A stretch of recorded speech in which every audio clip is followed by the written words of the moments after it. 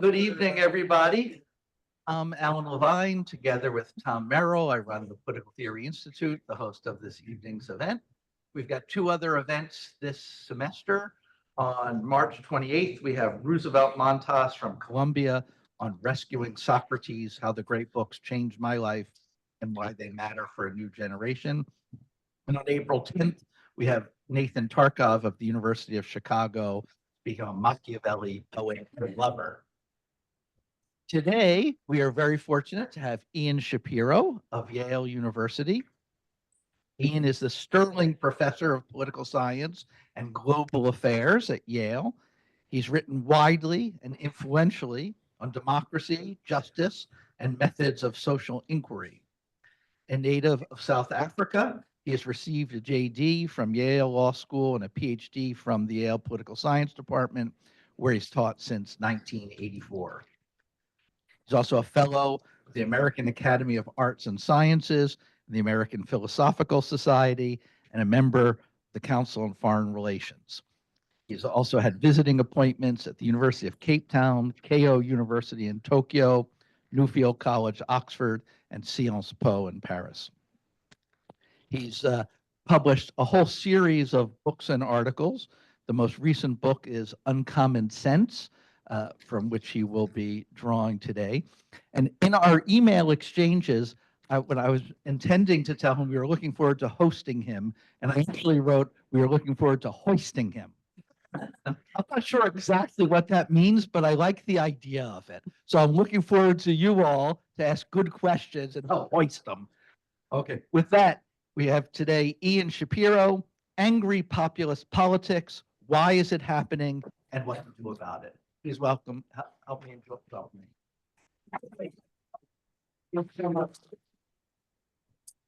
All right. So is this good enough, holding it here? This works? Okay, and the people online can hear? I can't see them, but I'll imagine that they are. Passive consent. So thank you all for coming, and I'm going to talk today about what's happening around us and in that we're all living through in one form or another. I'm going to talk about a whole range of countries, and I think that that's important because I think that in many individual countries, people focus on features of their own political system or individual political leaders in trying to diagnose what's happening in their political system and what should happen. But the same problems are coming up in so many democracies that it's obvious that there must be some more general things going on, and we need to attend to them. It's also because I think people often misidentify the causes of the malaise in their own system. So, for instance, many people here say, the problem is a two-party system. We need multi-party systems. But that turns out to be based on a perception of what went on in multi-party systems in the last century.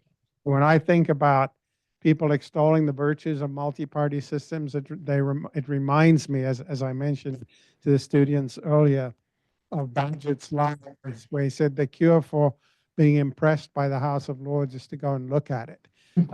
The cure for being impressed by multi-party systems in 2025 is to go and look at what's going on in them.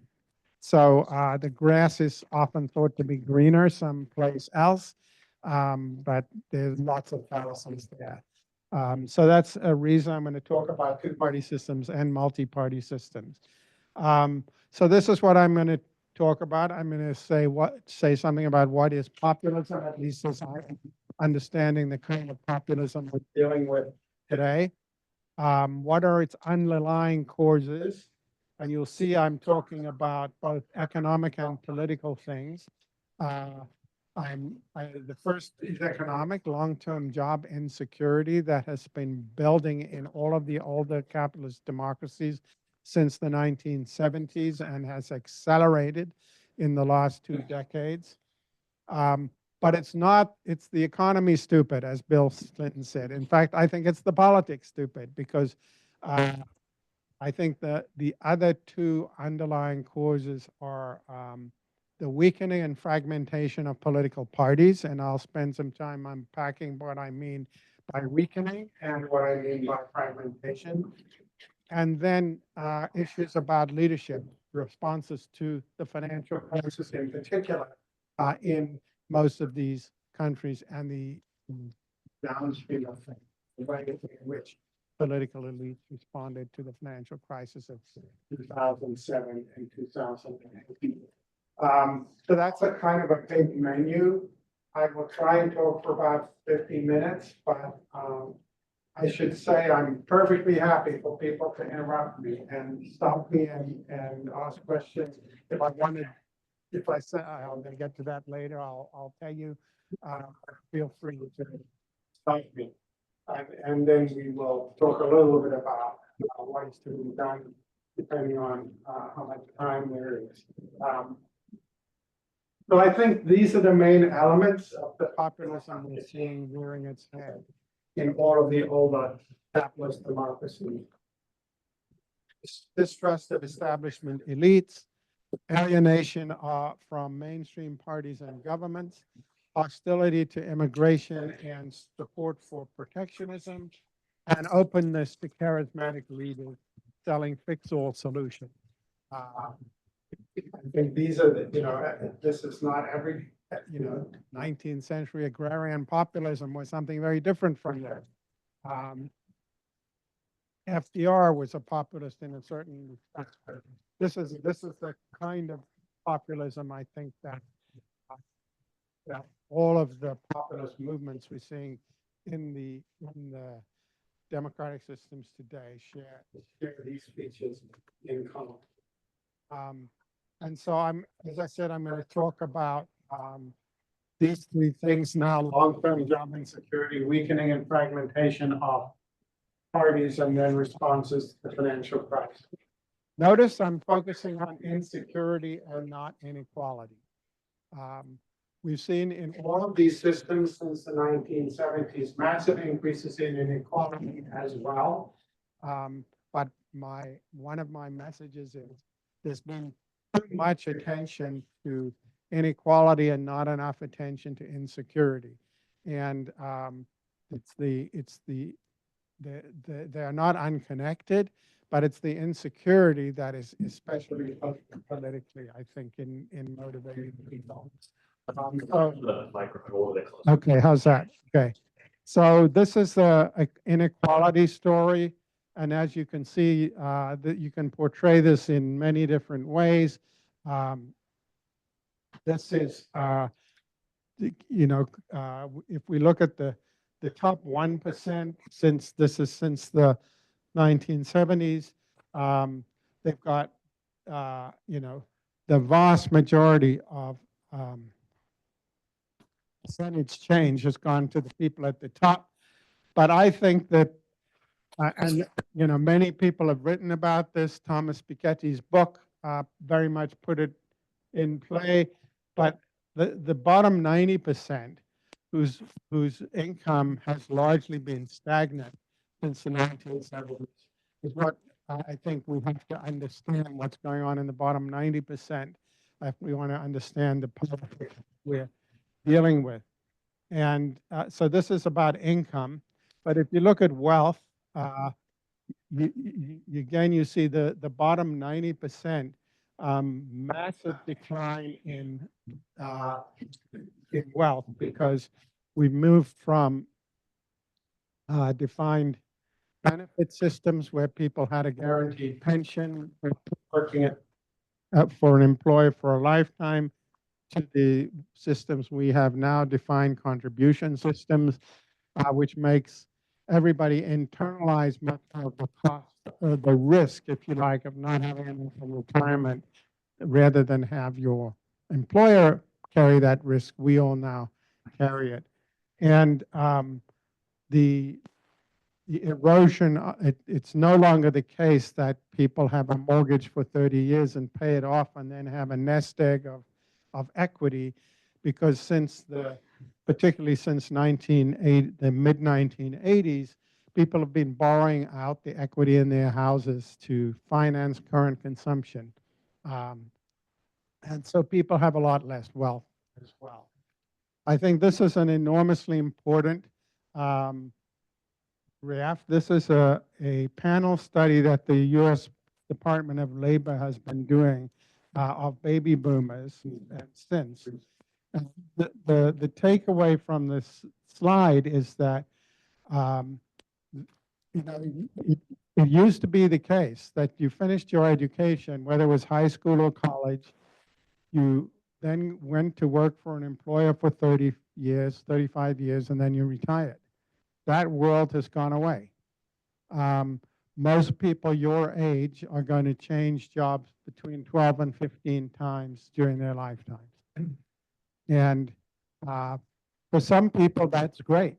You know, particularly maybe people in this room, you might, you know, finish college, go work at McKinsey for a while, do one or two startups, then go off to business school, do some networking, and, you know, go on. So changing jobs might be going from, you know, opportunity to opportunity, all the while building up, you know, 401k, and by the time you're 35, you have a few million already. That is not what is the case for most people. So if you look, this is some stuff I've done with some students. If you look at what happens to the income of people who goes straight from one job to another, these people, their income goes up. So that's when, you know, you have a job and something better comes along and you go take it. But if you have short-term 6 months or less of unemployment between jobs, comes down, and if you have more, comes down even more. And so most people are in those categories. Most people, as they move from job to job, are going from, you know, a secure job with good benefits to a job with less good benefits, maybe to a job with no benefits, and then to working multiple jobs. So they're bouncing down the socioeconomic ladder. If you look at, this is the US story, you can see that at least through 10 years ago, the group that was most vulnerable to having to have shorter time spent in a job were middle-aged men, right? But if you update it, this is statistics from last year. You can see now pretty much every age group are having, people have, is this one better? Let's see. In every age group, is this better? Yes. Well, in every age group, there's less and less long-term employment. And you can see here, it's also, these are very recent statistics. This is much worse for people in blue collar professions. This is Germany, just in case you thought I was just talking about the US, but you can see the same story. Duration of number of years in employment. This is between 2012 and 22, is going down. So people are spending more and more time, more and more of their working lives hopping from job to job, and often it's going down.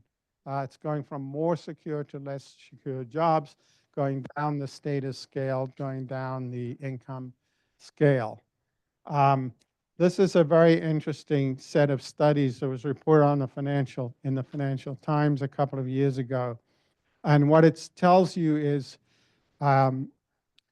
when economic growth is low, when the economy is not doing well, people tend to see the world much more in zero-sum terms. They think people only can get, if one person gets rich, it must be at the expense of somebody else. And success is mainly about people's luck, it's about their connections and so on. Whereas when economic growth is higher, people tend to think that everybody can get ahead. You know, my gain is not your loss, and that hard work brings success. One of the things we have seen in the last, since the 1970s, is much lower growth rates and people having people therefore, so the correlation is not causation, but that's what they're trying to pin down, that as we get into a more of a very low growth, economic growth environment, people are much more likely to see the world in zero-sum terms.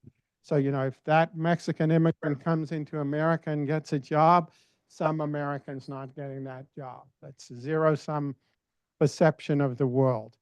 And so, you know, as economic growth has slowed, people have tended to see the world much more in zero-sum terms.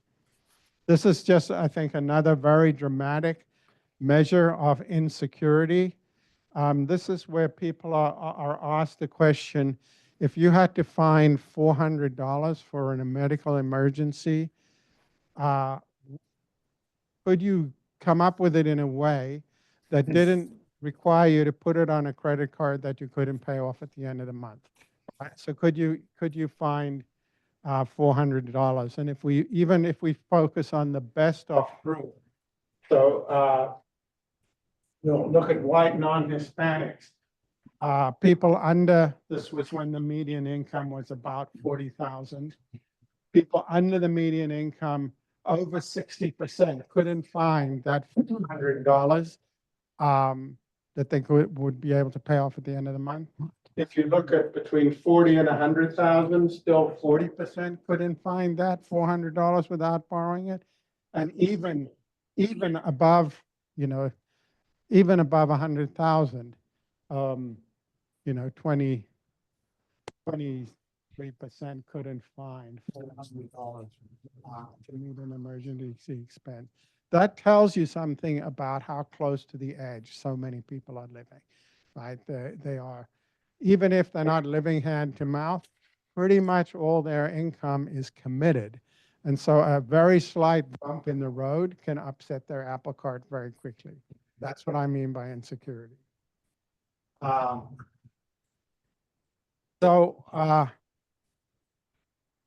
This is, I think this is also revelatory. This is Trump primary voters in 2016. I picked primary voters because, you know, in a two-party system, once the candidates are picked, if you don't like Hillary, your option is Trump. But that's not the case with primary voters.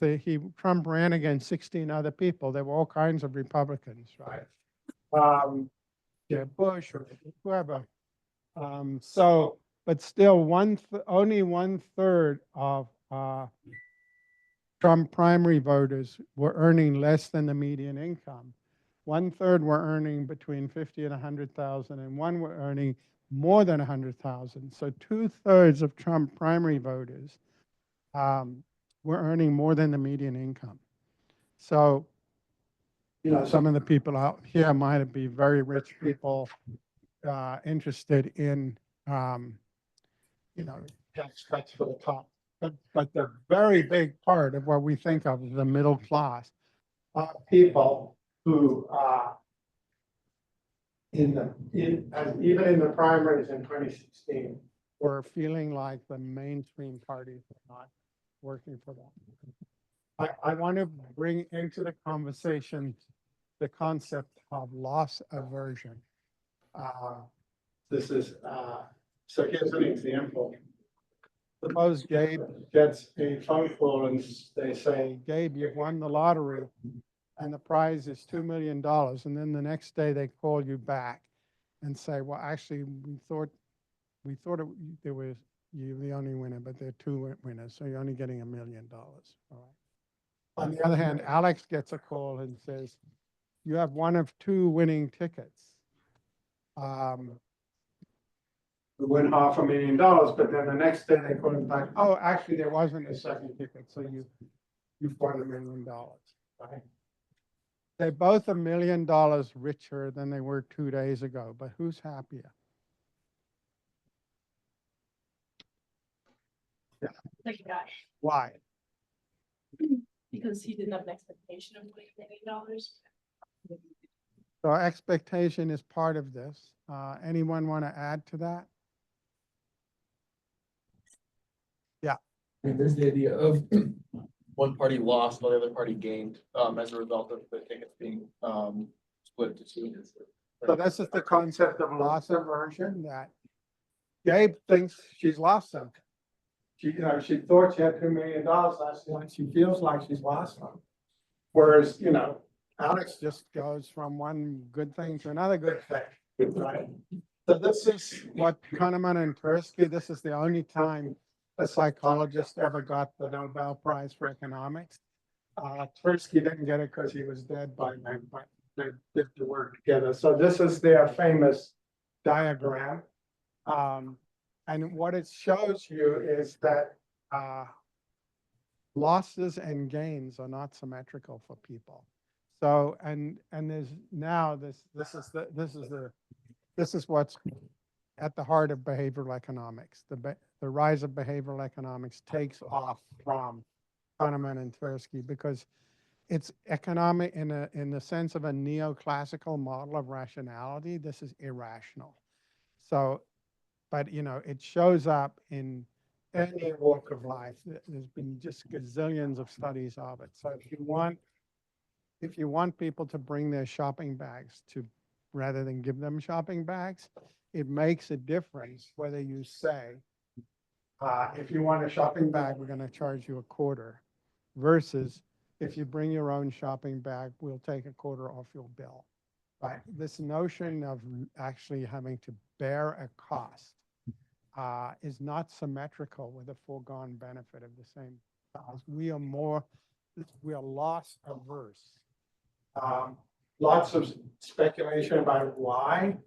I think the most widely accepted answer is that for so much of human history, people lived so close to the starvation level that even a small loss could be catastrophic. That may be the explanation, and it's certainly not only true at the bottom now. It's true at any level, and even with a trivial thing like paying for or being rewarded for bringing your own shopping bag or not bringing your own shopping bag, people have this aversion to losing things. And so that's an important part of human psychology, and it affects the way people perceive things. So if you look at the recent inflation that we've had, we had wage growth that eventually, on average, exceeded inflation was coming down and real wages were going up. But that was not what people were perceiving, right? But this is what people were perceiving, that the cost of living has gone up. I'm spending more. The fact that, while your income has also gone up, doesn't in their minds compensate for the fact that gas costs more than it used to cost, and that makes them angry. So part of that, the loss aversion story is you can tell them the rate of inflation has come down. That's not what they focused on. And your wages have gone up. No, I used to be able to buy eggs for $4.99. Now they're $11. So in 2016, Hillary's bumper sticker was America's best years lie ahead, and Trump's was Make America Great Again. These are both plagiarized from Ronald Reagan, but when Reagan said America's best years lie ahead, he said it in 1980, which was at the beginning of these decades of wage stagnation for most Americans. When Hillary says it in 2016, it signals that she's out of touch with their reality. Whereas when Trump says make America great again, whether by brilliant strategy or blind staggering luck, he is caught into the loss aversion that he's saying something's been taken away from you and I'm going to bring it back. I'm going to bring back that lifestyle.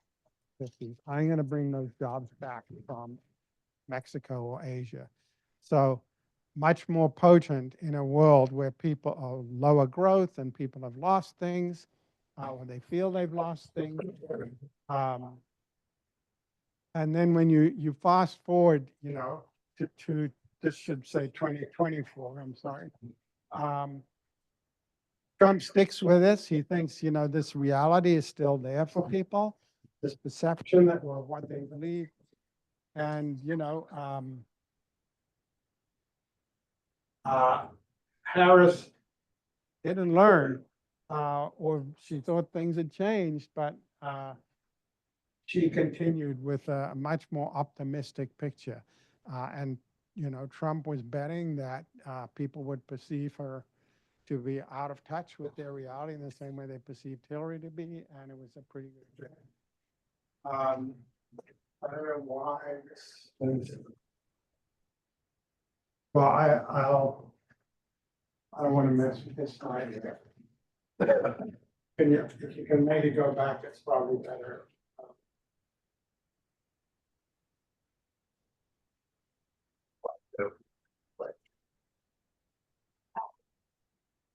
It doesn't really matter.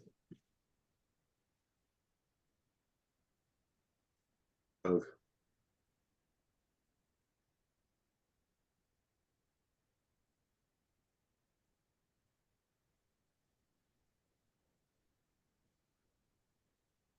I think we can just live with it.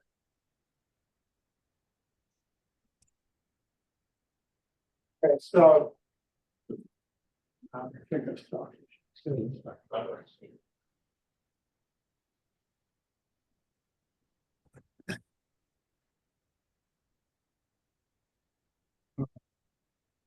Be helpful if I could get the clicker back.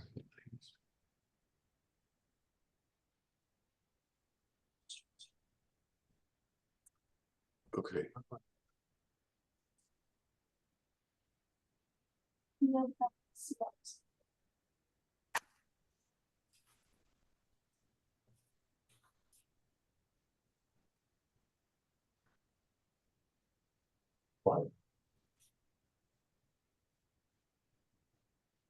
This work.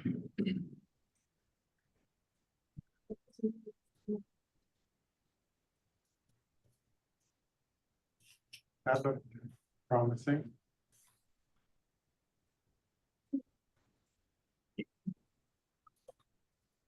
Yeah, whenever you click on it, it's not.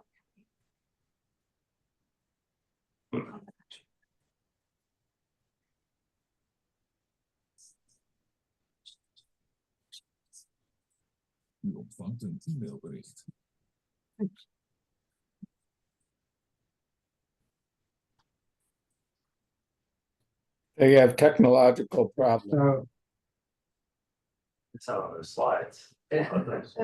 okay, so I'm gonna skip over these slides and I'll just tell you what they will say because I want to get to politics. They basically tell a story that the further down the income scale you go, the worse the problem. But, so that's these phenomena. I gave you mostly American. It's 6 o'clock. In more or less extreme forms, that story has gone on everywhere. There's Oh, yeah. much greater insecurity, people living very Well, after this, it goes well up into One the too middle soon. class, but it's more further down. I want to talk now about how are we for time? Just about 6 o'clock, Okay, half an hour, okay. 40 minutes. But people should interrupt me if you want. Make sure to keep the microphone, so. Zoom. Interrupt me if you want. Okay. So I want to talk about multi-party systems and two-party systems and how this is played out in them. So the big story in multi-party systems is fragmentation. And if you look, this is data on the number of parties in the legislature. The number of effective parties is just controls for their size, but it tells the same story. So this is 26 OECD countries since from 1960 to 2020. We've gone from a world in which there were fewer than 6 parties in the legislature to more than 8 parties in the legislature. And so this is puzzling. If you look until about 2016, and I'll come back to what's happened since 2016. If you look at parties on the left, center left, Social Democrats, say in Germany, and everything to the left of them, the number of voters voting for parties on the left didn't change, but the number of parties on the left went up. Why? Yeah. Why the delineation of effective in this case? Like, So it's effective number of parties is just that they weight them by the size of the party, but it doesn't matter for this purpose because it tells the same story. Thank you. Okay. So you might think, well, why? Why would it be that people are still voting on the left until 2016, more or less, but they're deserting the mainstream left parties? So the Social Democrats in Germany, Labor parties, parties like that. Why would that happen? Yeah. I mean, it's like a representation of polarization within the left, because if they do not want to support the large left parties, it means they feel they do not represent them. So it's like kind of form of populism on their end, where the true left parties like a grassroots, like a new sort of people first party rather than. So why would that change? Time. Yeah. Yeah, I mean, Washington consensus. The mainstream left goes to the Washington consensus and that means, and there's a break, which that's happened. Okay. I was gonna say, people on the left tend to want a candidate or a party that aligns with all of their values, and as those values become more fragmented, the following is the parties are going to. Why become would more their values become more fragmented?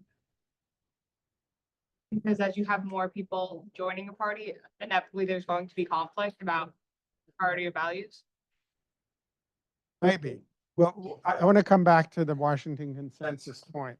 So what's happened is, and I think this is, we're starting to get to the way political elites have responded to the economic changes. Okay. So what you've seen over this period has been the disappearance of industrial jobs, the declining power of unions, and that these old center-left parties were very much wired into the unions. Right, that's where they got their money, they got their membership, they got their people going out and canvassing, drumming up voters, that sort of thing. Right, but that industrialized, unionized workforce has been shrinking in all of these economies, partly globalization, partly the transition to service economies, partly jobs going to technology. And so the people who used to vote for the center-left parties feel like those parties aren't representing us anymore. They're not doing anything for us because those parties, and as with the Washington consensus, those parties were basically, after 1989, communism's gone away. There's no alternative to capitalism anymore.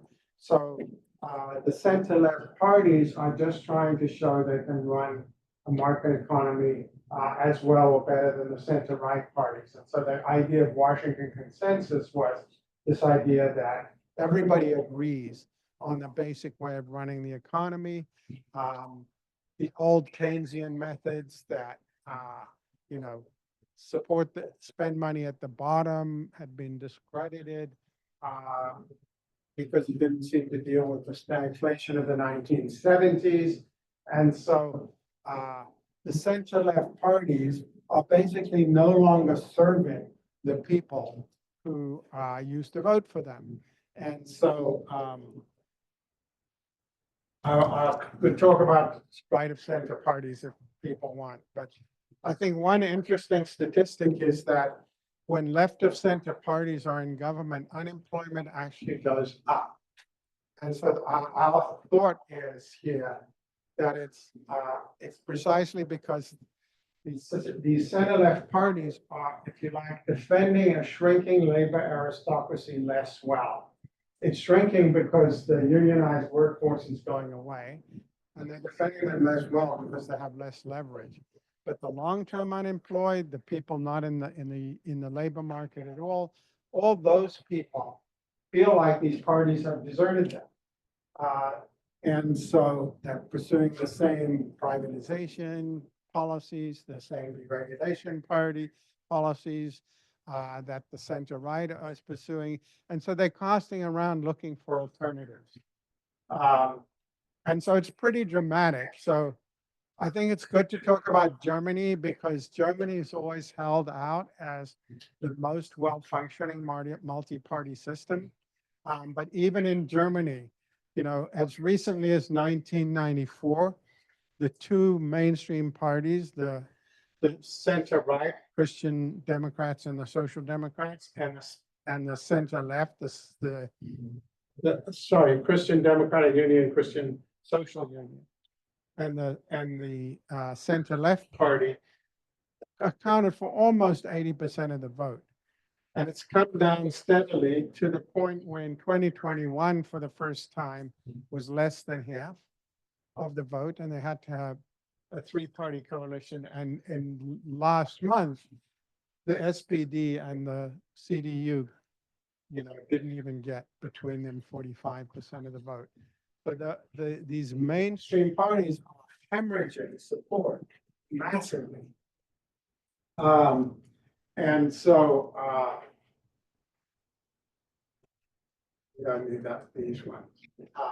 But so here you can see the last four elections. The 2021, for the first time, it took three parties to form a government because they had less than 50%. Here we're going to get a two-party government only because the Free Democrats felt Germany has a 5% threshold. And so there were a bunch of small parties below it. So they're actually going to get a two-party government, even though between them, they don't even have 45% of the vote. So when you have this situation, it's much harder for governments to govern because generally speaking, it's going to take more parties to form governments. They're not going to agree. This is partly why the last German government collapsed, because the Greens wanted a lot of spending on green projects and green regulation. These people are libertarians. They wanted no regulation, and eventually the government collapsed. So it becomes much harder for governments to govern. And this is what happened in France last year. This is now the far right. This is Marine Le Pen's party, you know, getting close to a third of the vote. Again, you have this is the very deceptive. The New Popular Front was a coalition of all the left parties. The only thing they agreed upon was that they hated the right. So they couldn't form a government, and instead Macron essentially created a minority government for centrists, which couldn't govern and fell apart, and he's now created another minority government. And so they're kind of staggering along. And of course, this makes it easier for authoritarians to come along and say, these squabbling politicians in the legislature can't do anything. And what we need is a strong, usually man. Although in the case of Italy and France, it's a strong woman who should be cut through all the cacophony in the legislature. Just make the same point, in Britain, they have a two-party system, so Labour got a big majority. But if they had PR, they would get the same result, as we've just seen in Germany. We'd have a very fragmented multi-party system, okay? Hard not to think of the 1930s, right? Again, we had a period of massive economic dislocation. We had highly fragmented parties, governments that couldn't agree with one another about anything, and it didn't end well. So when people say the grass is greener on the other side, I think, as I say, you need to go and look at these systems. I want to just talk briefly about two-party systems and then open it up for questions. The big story in two-party systems is that they become weaker. So things like the direct election of party leaders, it used to be the case in Britain that the Parliamentary Labour Party picked the leader, the Labour Party. Parliamentary Party, Conservative Party picked the leader. But people wanted more participation of voters in the selection processes and members, so they switched to a system where party members pick the leader. So the Labour Party has 160,000 members. They tend to be activists on the left of the Labour Party. So much to the left of the median Labour voter, never mind the median British voter, right? So they can elect a card-carrying Marxist like Jeremy Corbyn to the leadership of the Labour Party, who cannot lead the Parliamentary Labour Party, because if they implemented his program, they wouldn't get re-elected in their constituencies. So they vote 172 to 40 no confidence in Jeremy Corbyn, and the membership re-elects him by 62%. So that's an example of a great weakening of the party, because the leader of the party cannot work as in a team, if you like, with the Parliamentary Labour Party. And so he ends up marching them off a cliff. That has happened too. I could give you more examples. That's the most extreme one, but it's how the conservatives also have created a lot of input from the Tory membership, who are way to the right of the rest of the Conservative Party, never mind the British electorate. And that's how you can get Boris Johnson on Liz Truss. Okay. I want to talk about primaries here. So the effect of primaries in the US is, before you can win the median vote in the electorate, you'd say, well, you got to win the median voter in the party, except that it's not the median voter in the party, because who actually turns out and votes in primaries? It's the people on the extremes. You get very low turnout in primaries, 12, 14, 15%, so once Jim Jordan has won the primary for the 4th district in Ohio, it doesn't matter who the Democrat is in the general election. Once AOC has won the primary in the 12th district in New York, it doesn't matter who she's running against, because no Republican's going to win the 12th district in New York.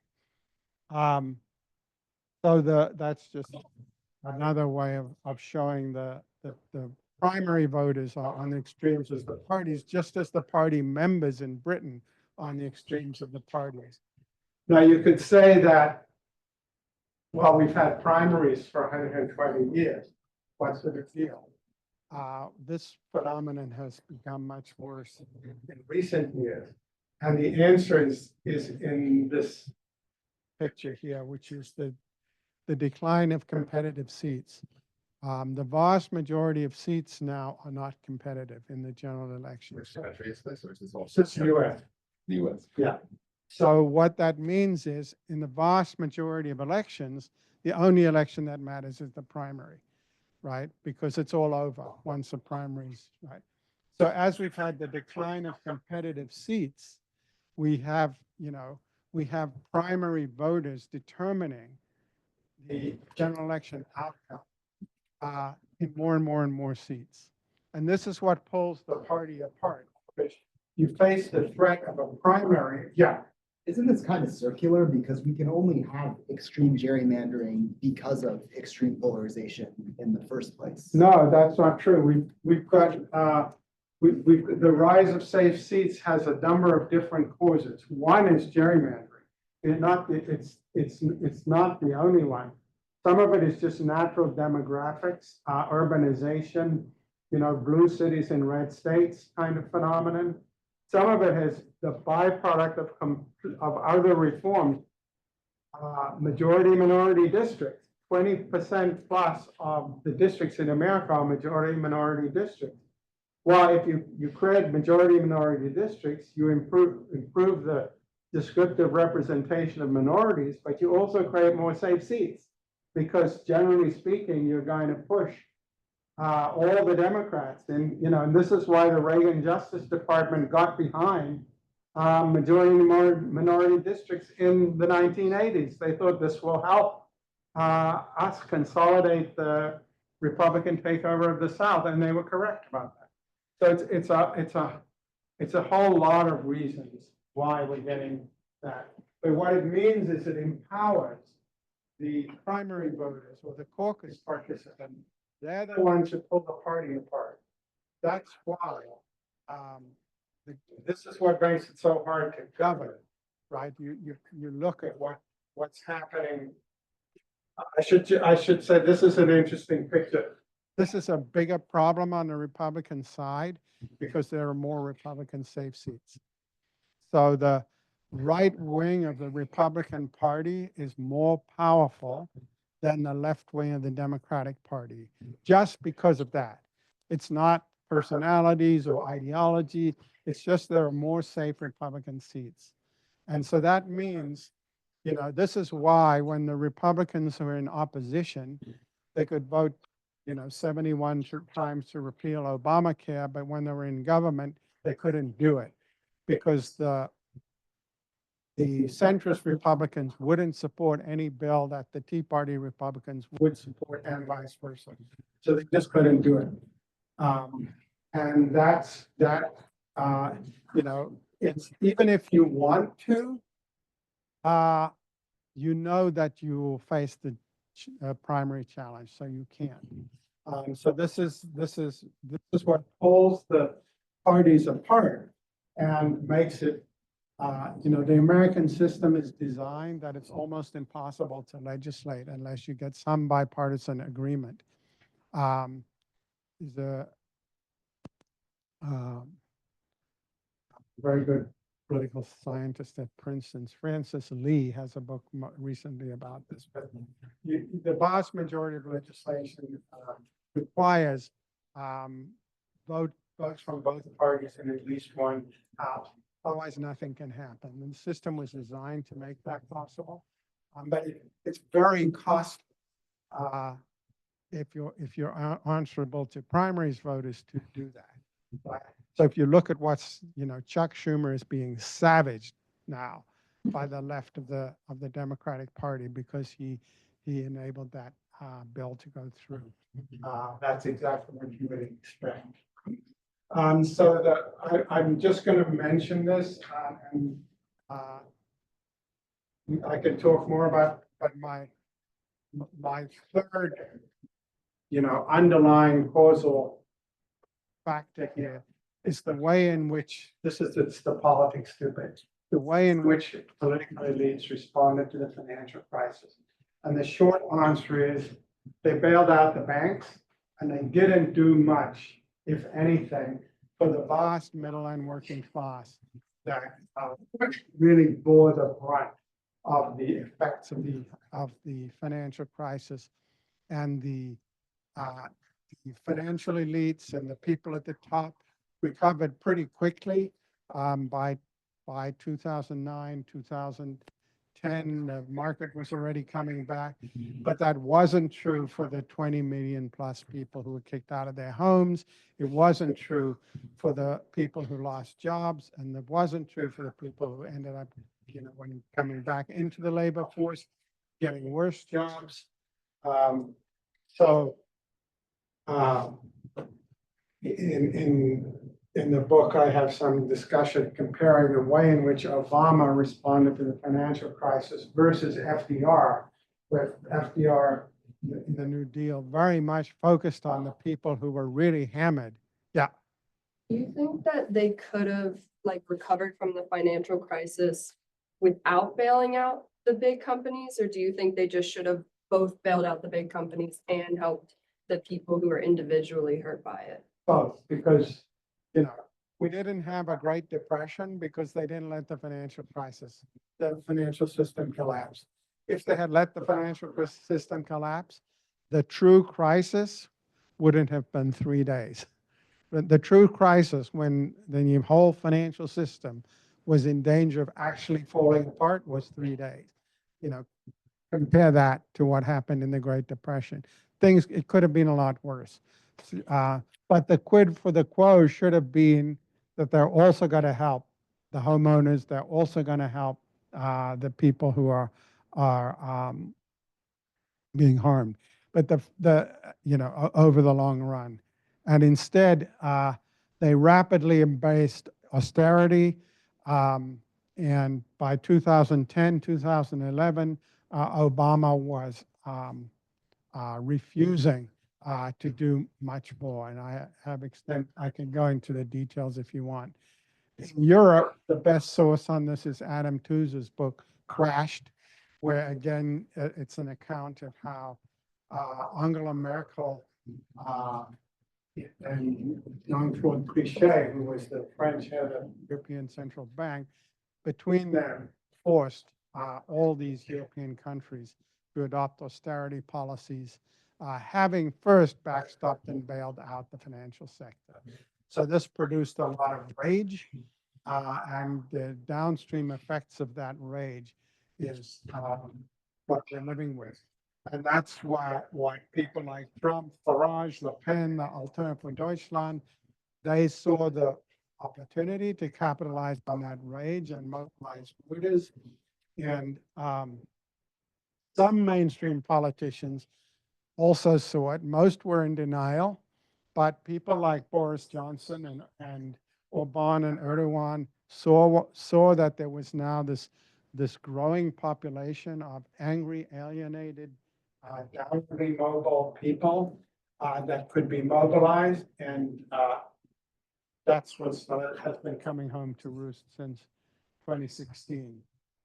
This is just details on how Obama basically bailed out the people at the top and didn't do much for the people at the bottom. Whereas, if you look at what FDR did in the Depression, very much focused on the people who had been most harmed. So what is to be done? I think there's political and economic things. As I said earlier to the other students, I'm old, and so I focus on things that wouldn't take a constitutional amendment, but there are various ways to reduce the importance of primaries, to reduce and particularly, it's not just primaries, it's the interaction of primaries and safe seats. And I can tell you some encouraging things about that if you want. Combat fragmentation in the political systems that are multi-party, and then a whole series of economic policies that would, again, I can talk about more if people want. I can give examples of them. Basically, my book about the political reforms that I think are needed, this book with Francis Rosenberg, the book about economic reforms that are most important, to reduce this insecurity, my book with Michael Gratz. And the sort of underlying political theory of it is what is sketched in. So I'll shut up there and you can all tell me why I'm wrong.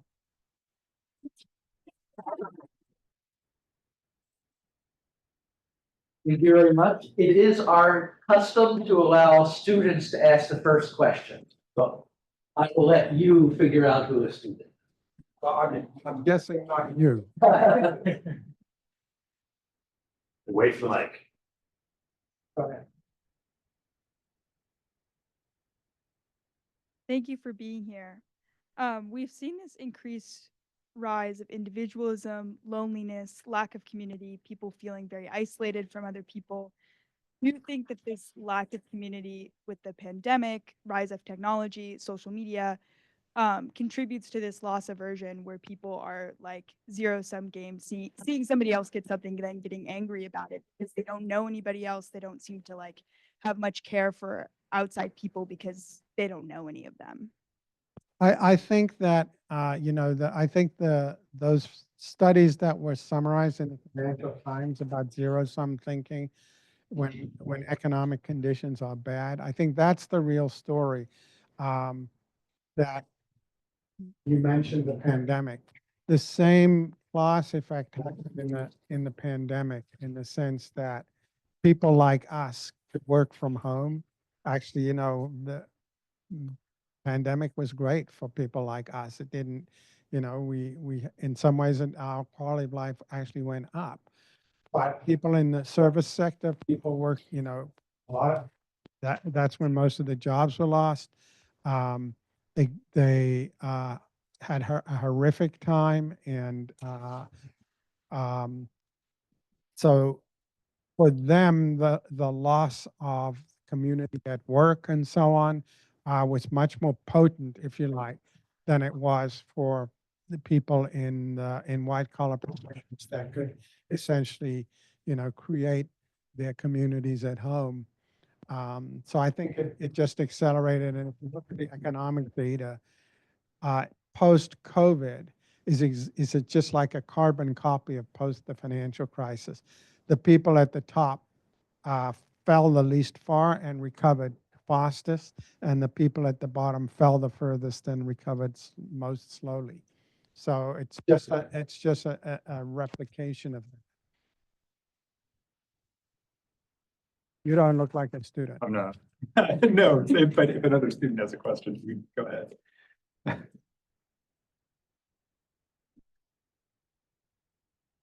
Do you think the proclivity of voters to buy loss-averse rhetoric over purely positive messaging is socially conditioned or constructed, and thus able to be countered by substantive economic reform, or do you think there's some innate facet of human nature that makes people buy that rhetoric, and thus it's always going to appeal in some way or another?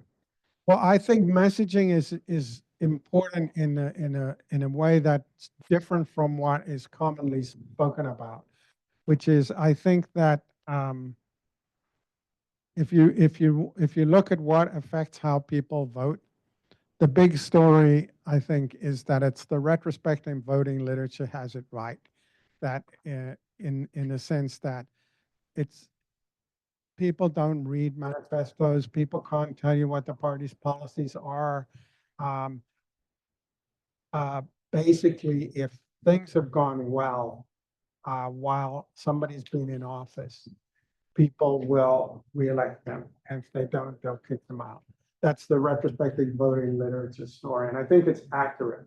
So I don't think that makes messaging irrelevant, but it's the real fight about messaging is to frame the performance of the incumbent government, right? So this is, hang the inflation around Joe Biden's neck. Whether most of it was the Ukraine war and COVID and all the other countries had it too, and it actually didn't have very much to do with his stimulus bill. Doesn't, all of that stuff washes out. And it's why when you're arguing in politics, you've already lost. Most political messaging is about fighting over the framing effects. And I think the principal thing that gets framed is the performance in government. And that's, if things have gone well in government, you're going to try and, the government's going to try and take credit for it. And if things have gone badly, they're going to try and run from it. But so I don't think it's positive messaging or negative messaging. I think that this is what people are really fighting over in campaigns.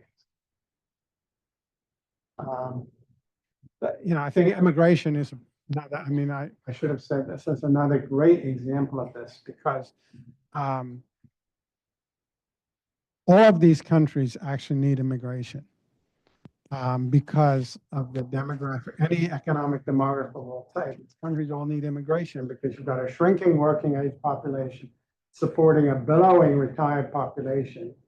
And if you don't have immigration, you're either going to have much higher taxes, which it's easy to mobilize voters against, or you're going to have intergenerational class warfare. There's no fourth possibility, right? Those are the three options, right? And, so why is immigration so potent as a political issue? There's probably no more potent issue. We had dozens of elections in 2024, and immigration in all these countries that need immigration, right? It seems weird. But if your life was going well and your career was going well and your job was secure, you wouldn't care about immigration, right? It's because you're in this, what you feel is this zero-sum world. These immigrants are going to come and take stuff from us, right? That's the world so the messaging about immigration is, again, it's messaging about their retrospective experience of their reality, and they're trying to hang that, in this case, around the necks of the immigrants. Yeah.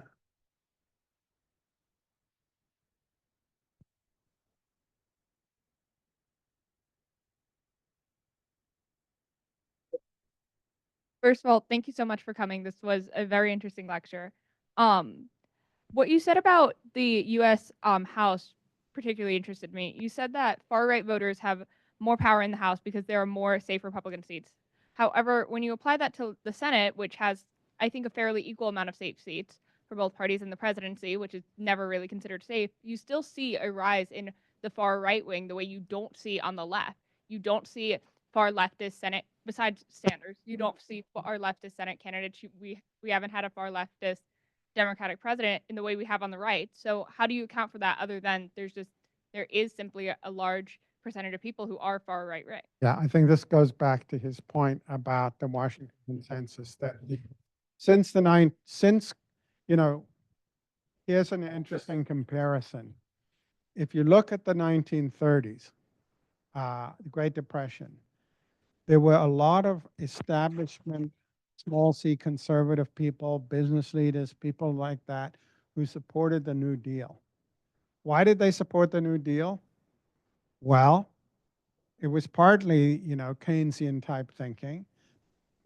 Keynes's general theory didn't come out until 1936, but the ideas were already in currency. But it was also, there was a communist alternative out there vying for the hearts and minds of American workers.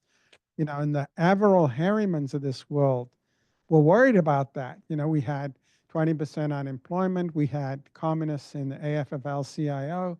And so they thought, we need a world in which American workers don't think we have nothing to lose but our chains.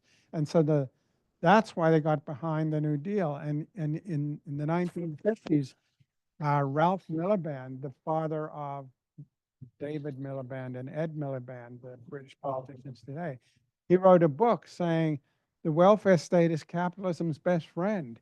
For the same reason, it makes workers feel like they have a stake in these social democratic systems. If they didn't, they could be mobilized by communists, right? After 1991, that goes off the table. And I think that the economic and political elites feel much more comfortable just saying, capitalism's the only game in town. Everybody's got to get with the program. Uh, you know, just shape up. And if you can't, well, it's your problem, basically. They're not worried anymore because they think these people have no place to go. And so the center-left parties' tactic for survival is to triangulate. That was the term that was used. Essentially move to the middle and try and show that they can be just as effective at running a capitalist economy as the center-right party. And so they ceded all this ground, and the center-right parties mainly responded by shifting the goalposts further to the right. And, so that is, I think, why the center-left became, it's another reason, not just the safe seats, the distribution of safe seats or safe states, but the abandonment of Keynesian economics and all of that greatly empowered the supply siders, the purveyors of the Washington consensus, and the left has been very much back on their heels for those reasons. So they don't really know, they don't have something to reach for. And so they get divided exactly the way this has just happened with Schumer. But I mean, and, if you look at deficit spending, who are the big deficit spenders in the last 25 years? It's actually the Republicans, right? And it's Clinton who pays off the debt. It's Obama who, as soon as the financial crisis is under control, starts paying down the debt. So that it's the Democrats don't have any coherent ideology in the way that the Republicans do. Let's open it up generally. Yeah. Yeah. So I didn't look and see what was in your book, so this is very different talk from what I was expecting. But let me ask a question in the spirit of the talk. In terms of your independent variables, like the effect of the financial crisis and party fragmentation, there are some democratic countries which look very different from what the symbols that I'm talking about. I'm particularly thinking of Canada, but it's also true of Israel, that Japan, in none of these countries did the financial crisis have big economic effects, it didn't have big political effects. You don't see party fragmentation, which I'm not sure if Joyce said in your story. It's an independent, or it's a dependent variable. So then we would expect somehow that the story in terms of the things you're interested in would be very different. Well, I think it is different. I mean, Israel was probably the least badly affected by the financial crisis of any economy in the world. With the Israeli tech economy, it didn't take anything like the hit that most of these older economies took. So I think they came through the financial crisis extremely well. They have a highly fragmented system because they have, PR, they even have primaries in some of the parties, and they have a very low threshold, and that creates governance problems for them. And so governments keep falling and all of that. But they haven't been dealing with the same financial stresses since 2008 that the others economies have. I think it's also, an economy that's perpetually on the edge of a war footing is very different in domestic politics. Anyway, Canada, no, it's not fragmented. Canada is a two-party system. I mean, basically, two parties, if you have single member districts, which they have, you get a two-party system unless there's regional variation. So you do get the Quebecois, but it's basically a two-party, it's like more or less. So they don't have fragmentation. And the parties are, I think, stronger than the American parties, but weaker than the British parties. So they're sort of in between. Japan has been staggering along since the 1990s in a very low growth situation. I'm not sure how much venture prices added to it.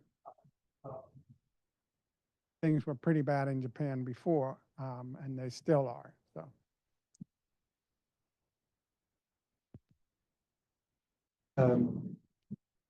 I had a question about this issue of loss aversion and Yeah. how you think it might interact with this other sort of trend in recent years of kind of a growth in gambling and pseudo gambling type behaviors among anti-establishment sort of groups, it seems. You see cryptocurrency is basically gambling. Sports gambling is much higher rates than it used to be. It seems like it's kind of a zero-sum thinking, and yet it's also sort of a canonical loss aversion, or like a lack of loss aversion. So I haven't thought a lot about gambling, but I mean, I think there are two things that have driven the increase in gambling. One is supply. We've made it, we've legalized gambling in a lot of places that we haven't before. Governments like it, local governments like it. It's a highly regressive form of taxation because people don't understand the probabilities of gambling. So that I think that's all that's on the supply side. On the demand side, I mean, some of it people just do it for sport, but people who get deeply in, I think desperate people do desperate things. But I'd have to think it through. I mean, I've never really thought about it from the standpoint. I don't think it's to do with loss aversion so much as desperation. If it's not, a consumption good and just sort of sport. I mean, I have colleagues who buy lottery tickets, they understand probability but they do it anyway. That's just like, watching TV or something.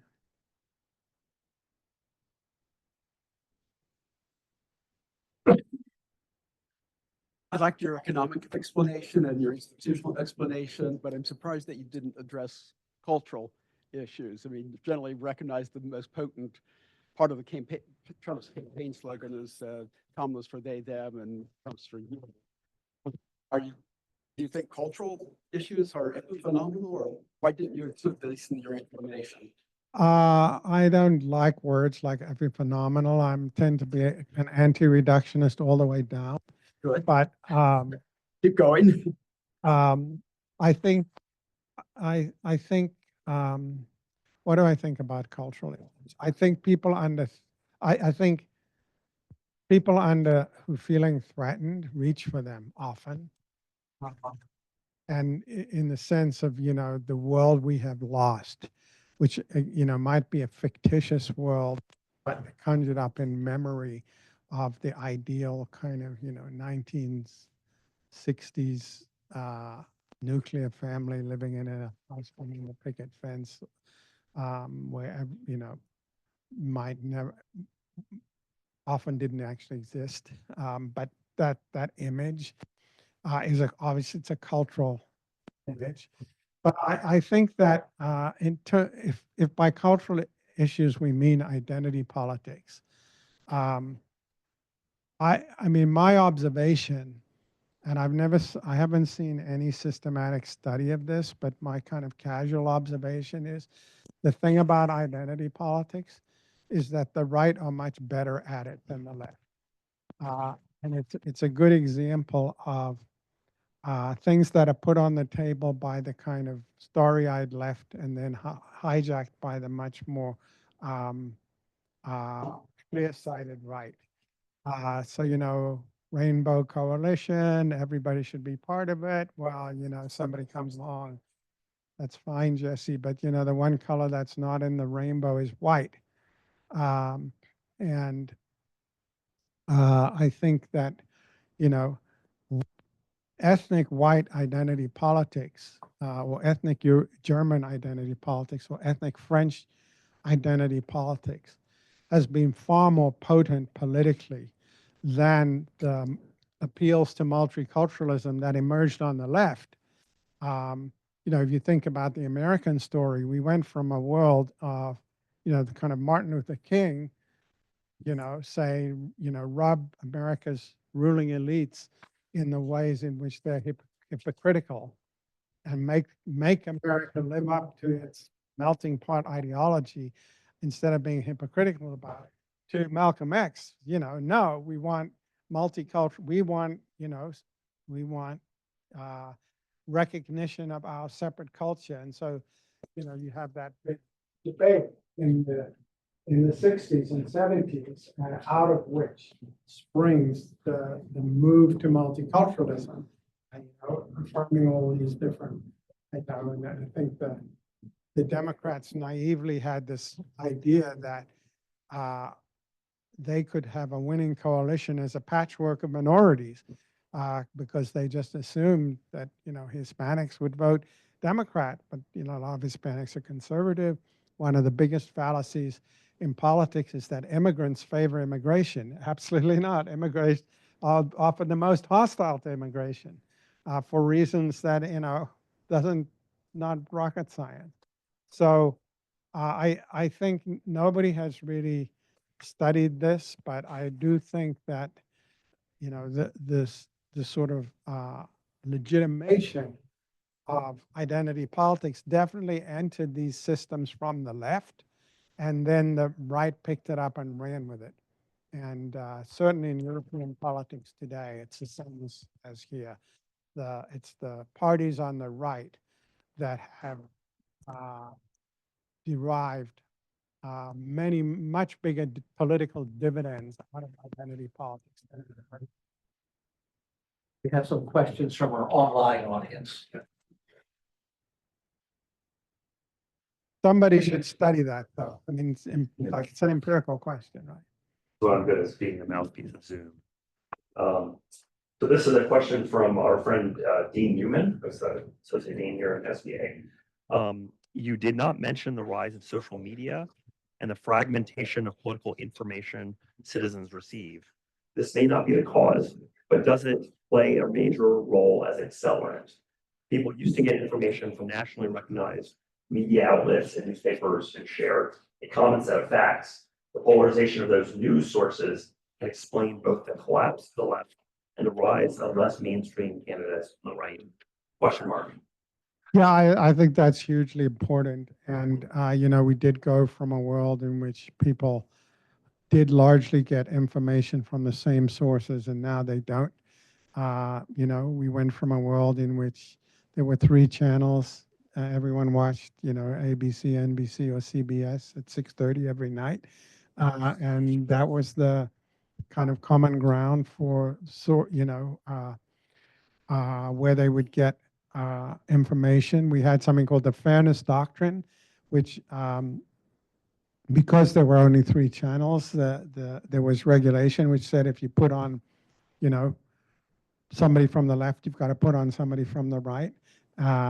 And so there was argument and conversation between them. Then we got cable.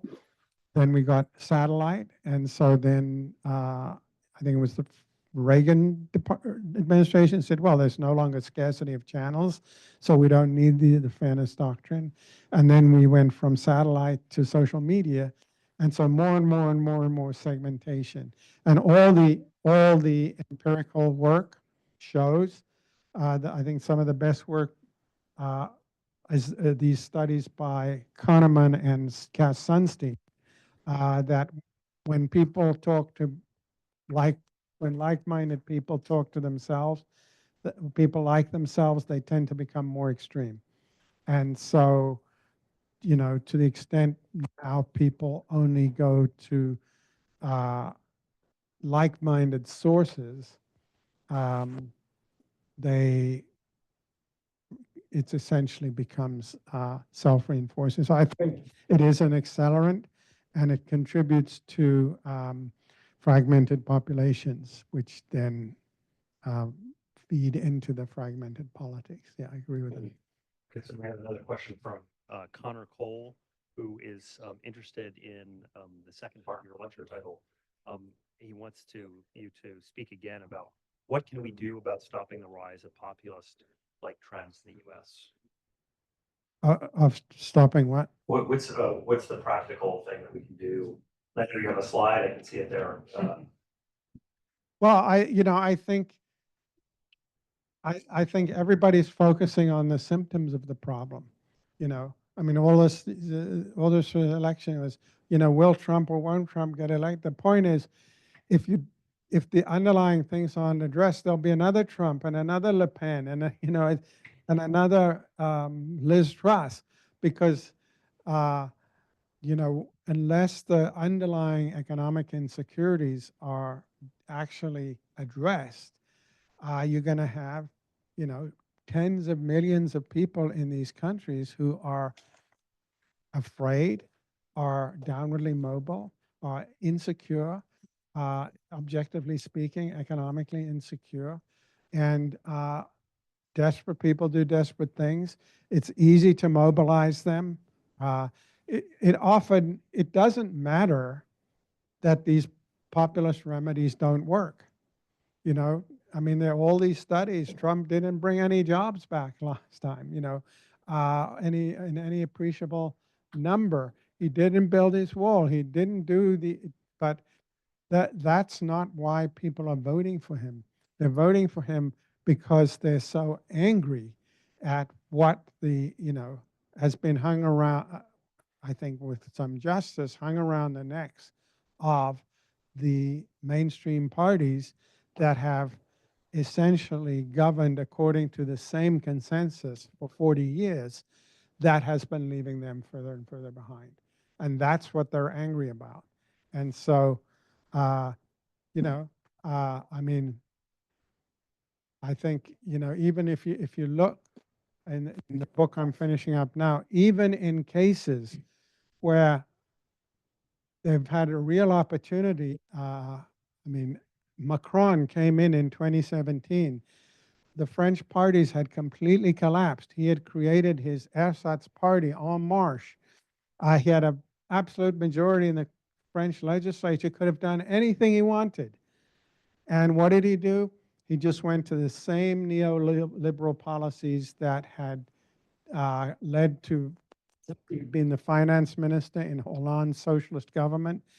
He just kept right on with those, and then he was totally shocked when the yellow vests erupted and started trashing every city in France. And I'm sad to say now Starmer is doing the same thing. I hear this guy, he's beneficiary of the two-party system. He's, even if, he doesn't have a big electoral base, he's been handed a massive parliamentary majority. He's got a 5-year parliament. He could really do some things differently, and he's not doing it. He's been there almost a year already. And basically, he's just, wringing his hands and doing austerity and not taking advantage of the position that he has. He's the envy of just about every politician in Europe because he's got so much freedom. And so, leadership is important. And when it's not there,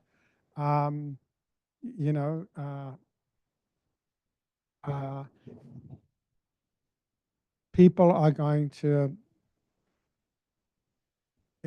he's doing nothing to address the fact that all these problems we talked about in here are the same things are true in Britain. All the wealth is in London and the home counties. The level of poverty in the north of England is worse than in Mississippi. All these industrial towns are declining, and he's not making any effort to address it. I'm going to take the opportunity to ask my own question. Would it be fair to say, on your view, that the ultimate problem is what people call neoliberalism?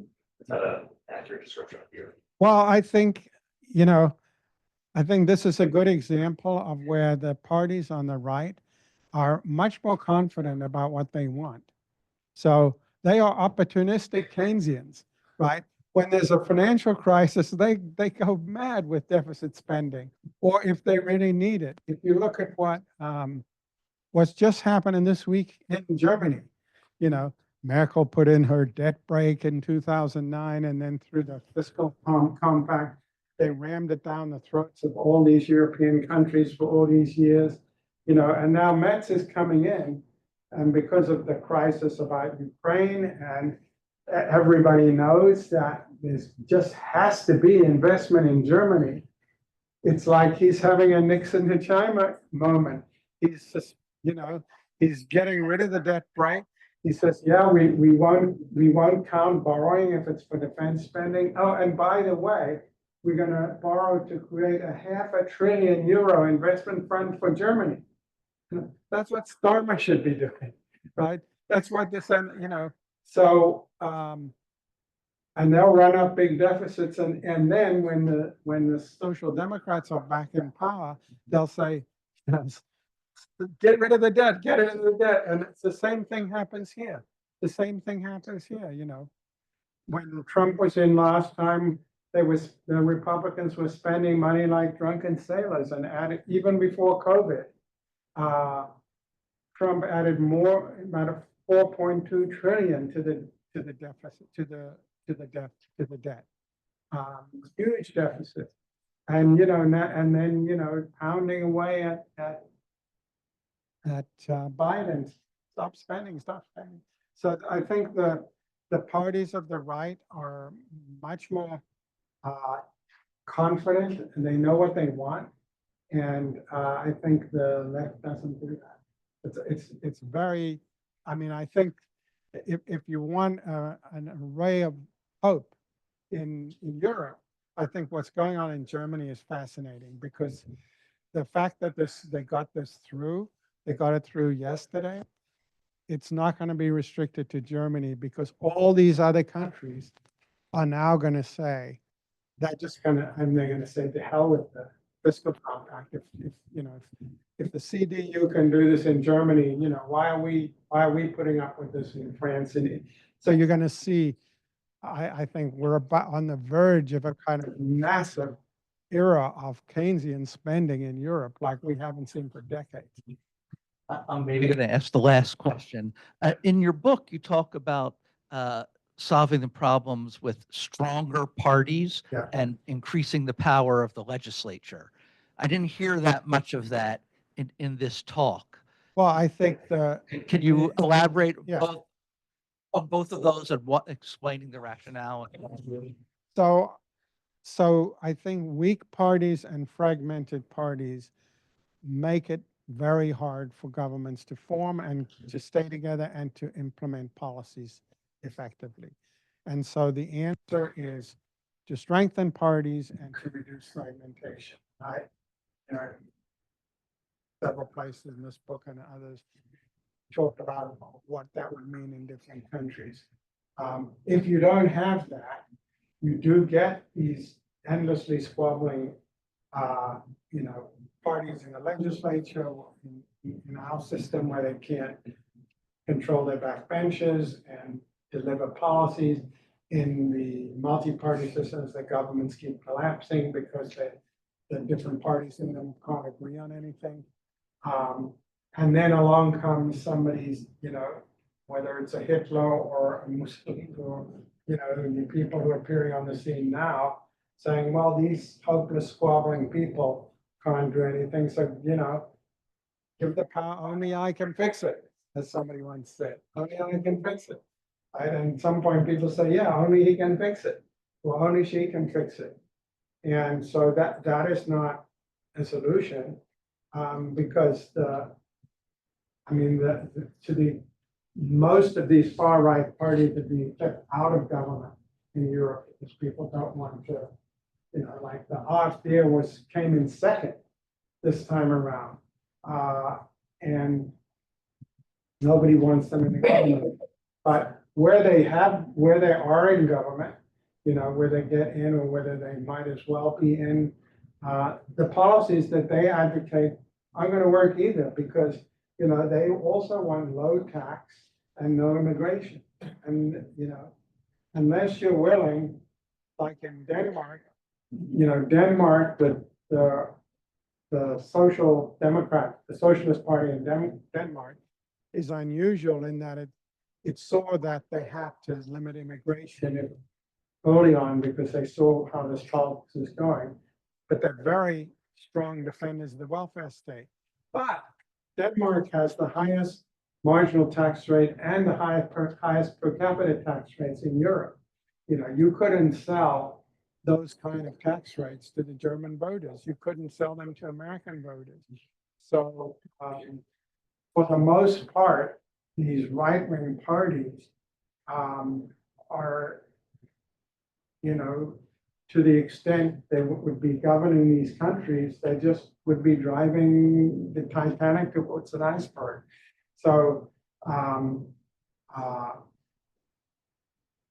that's not the answer. The answer is got to be in the direction of creating political systems that will produce governments that can actually pursue the policies that will allow the economy to work for most people.